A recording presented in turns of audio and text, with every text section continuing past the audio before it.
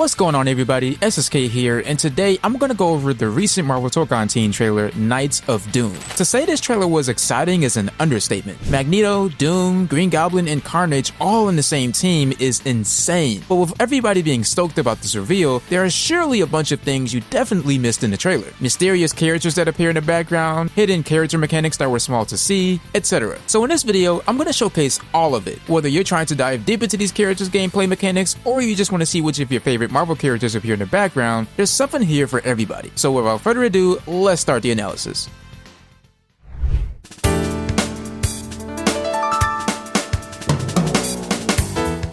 So first up, we see the tournament stage come to life with a bunch of people in the audience, but some interesting characters appear alongside Champion of the Universe and the Promoter. These individuals are known as the Elders of the Universe. Just like the Promoter and the Champion, the Elders are a group of incredibly ancient beings in Marvel Comics who are among the oldest living entities in the cosmos. They are survivors of some of the universe's earliest civilizations, having outlived their entire species and gained immense power over billions of years. To keep themselves from falling into despair or losing their sanity after living so long, each Elder becomes completely obsessed with a single pursuit or hobby. The Elder pointed right here has to be the Collector. He collects rare artifacts, creatures, and beings. He believes preserving unique things is his purpose in life. Not sure who the other Elder next to him is, as this has to be some kind of drastic redesign. The same can be said of this Elder, but to the left of her, we have the Profiteer and the Grandmaster. The Profiteer has a huge interest in wealth and profit. She runs massive cosmic business ventures and sees virtually every event in the universe as an opportunity to make money. On the other hand, the Grandmaster is obsessed with games and competition. He loves contests of skill, strategy, and chance. Rather than fighting directly, he often manipulates heroes and villains into participating in elaborate games where the stakes can be entire worlds. It makes sense that all of these Elders have some kind of involvement with this tournament because they see it as an opportunity to further their hobbies and pursuits. But as the trailer goes on, we get to hear a bit of Magneto's dialogue that gives some hints about the story. You made promises, Doom,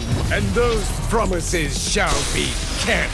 This violence will solve nothing, Eric. My dearest Aurora, mutant kind shall rise, and I will be the one to lead the way. So it looks like Doom makes some kind of deal with Magneto to get him on his team, and I might have an idea on what he promised. You see, currently in Tokon, Doom is trying to turn the world into Latveria so that he can have supreme rule over the planet. On the other hand, Magneto's primary goal has almost always been the survival and prosperity of mutants. Given how badly mutants are treated in the Marvel Universe, I imagine Doom told Magneto that if he joined the team and they defeated Champion, Magneto would not only have a position of authority in the New World Order, but also that mutants would have a dominant role in the future. Magneto must have accepted this offer, but you can see that Storm isn't falling for Doom's shenanigans. I'm very curious to see how this story will play out in the end. But alright, let's start talking about those cool characters that appear in the Dark New York stage, because boy, do we have a lot to talk about. First of all, we see Josie's bar here near the end of the stage. This is a bar that the Daredevil characters frequent, and is a nice nod considering the fact that Matt Murdock is up above. Turns out that Bullseye, one of Daredevil's biggest villains, is above here as well, with his traditional costume on full display. I don't know about you all, but I think the developers are teasing Daredevil being on this Ghost Rider team. I'm just saying. But moving on to the next part of this stage, we see three other familiar characters here: Luna Snow, She-Hulk, and Mary Jane. So it's pretty cool that Luna is referenced here, and I actually think she will end up being playable down the line. She-Hulk, on the other hand, is a huge surprise. Some people think she won't be playable because she's in the stage, but in Granblue Fantasy vs. Rising, Anila appears on the stage when no one's playing her, but she disappears when someone is. This could be the same case for characters who appear in the background of stages in Tokon. Also, I think this is Mary Jane. She has red hair and looks like she has a heart-shaped Spider-Man shirt, so it would make sense. But with the Easter eggs out of the way, let's start talking about the movesets of Magneto, Green Goblin, and Carnage. I am Magneto, Master of Magnet.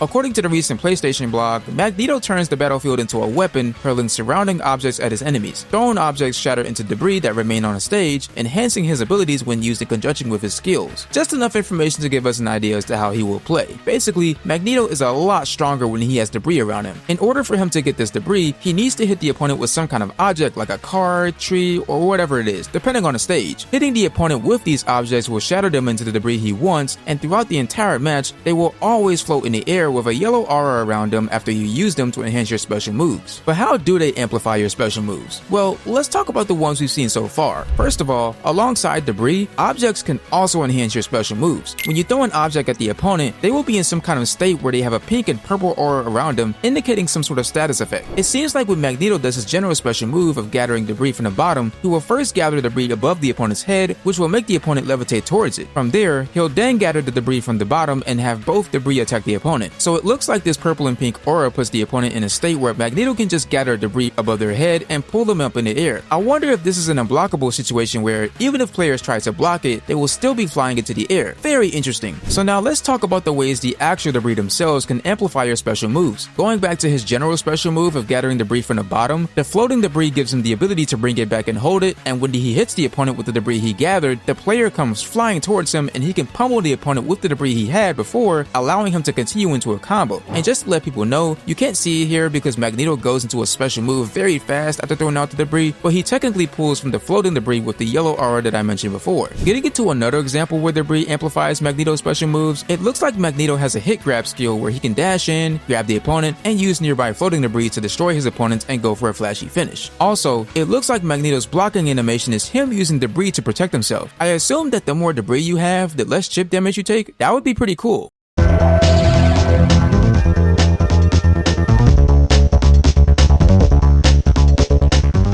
The PlayStation blog mentions that Green Goblin uses a wide variety of projectile weapons such as razor bats and pumpkin bombs to harass your opponents, then swoop in for devastating aerial assaults. True to his nature, his attacks are unconventional and tricky, making him highly effective at disrupting enemy tactics. So yeah, pretty much, Goblin can throw several projectiles and attack horizontally or diagonally on his glider. It looks like he can also cancel the startup animation of glider attacks by getting off of it. I can see this being useful for some potential reset and mix-up situations, especially considering the fact that he can call and get off of the glider mid-combo. Pretty nasty stuff here. Additionally, he can call the glider to fly across the screen several times, similar to the way how Ginyu calls Berta to zoom across the screen repeatedly. Now his pumpkin bombs are interesting because after getting hit by one, it takes Spider-Man a bit of time to get up and he doesn't roll at all. So I can only assume that these bombs grant a hard knockdown if the opponent gets hit by them. Also, the heavy version is really good for combos since it holds the opponent in place, similar to Star-Lord's grenade. I do wonder if this is Goblin's unique assist because if it is, that would be sick and it would be arguably better than Star-Lord's unique assist.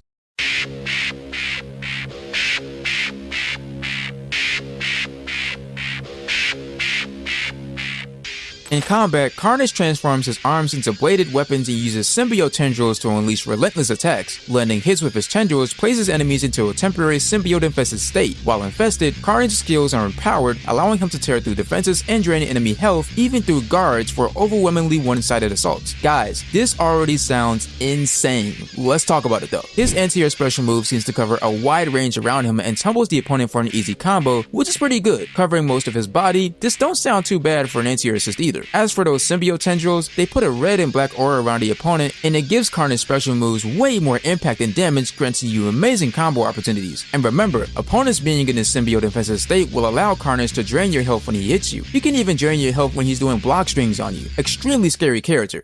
But ladies and gentlemen, that is everything you missed in the recent Knights of Doom trailer. Let me know what you guys think in the comment section about these characters. Any Magneto, Green Goblin, or Carnage mains up in here? Talk to me about what strategies you have in mind with them. If you enjoyed the video, please be sure to leave a like, subscribe, and hit the bell icon. I make Marvel Tokon videos weekly, so if that sounds awesome to you, come on down and enjoy the ride. And as always, Tokon Bros, from me to you, have yourself a blessed day.